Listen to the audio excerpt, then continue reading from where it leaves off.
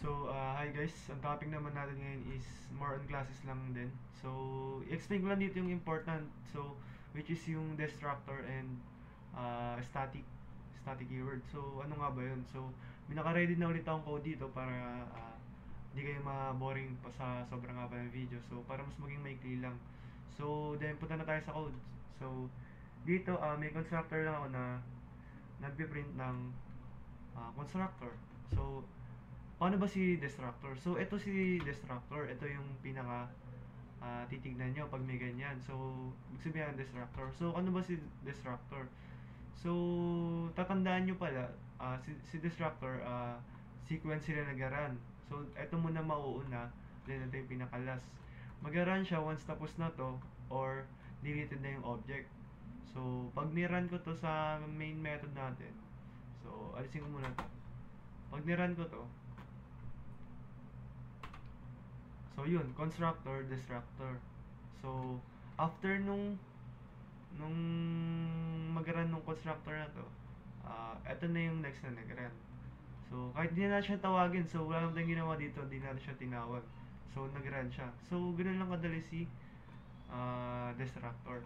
Basta tandaan nyo, sequence siya nag-run, then mag-run siya once tapos na yung tapos na mag-run yung ibang methods or constructor, or hindi na natin kailangan si object or na-delete na siya. So, ganun siya. So, then move naman tayo kay static. So, uncomment ko lang to. So, ano ba pag sinabi natin static? Static, pag nakakita kayo ng ganito, kasi madalas sa taga makikita to. So, pag sinabi natin static, di na natin siya kailangan gawa ng instance ng object. So, di na tayo gagamit ng ganito. Di na tayo gagamit ng, so, dog yung pangalan ng ano, di ba? Nung class. So, di na tayo gagawa ng dog, di is equal to new dog.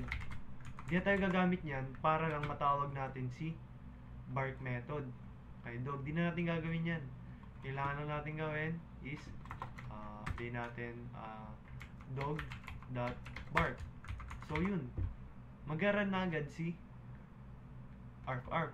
Mag-print na agad siya ng di tayo gumagawa ng instance ng object. So, ganoon na siya kadali. So, run natin.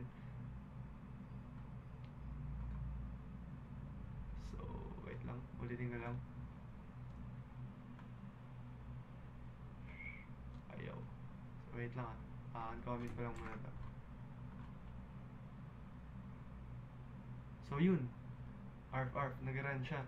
So, basically, ganun lang naman si static keyword. Pag nakita kayo ng ganyan, so, tatandaan nyo palagi, pag static, di nyo na kailangan siya gawa ng instance ng object, kagaya ng ganito, yung may new person.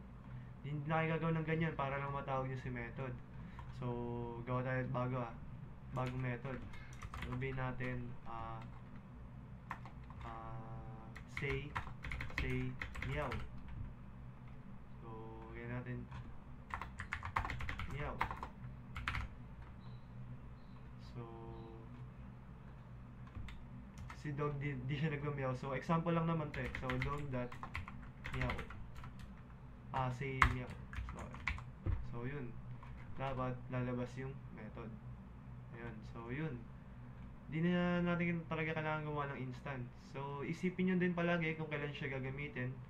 So, basically, yun lang naman si static and destructor. So, yes, thank you sa pakikinig.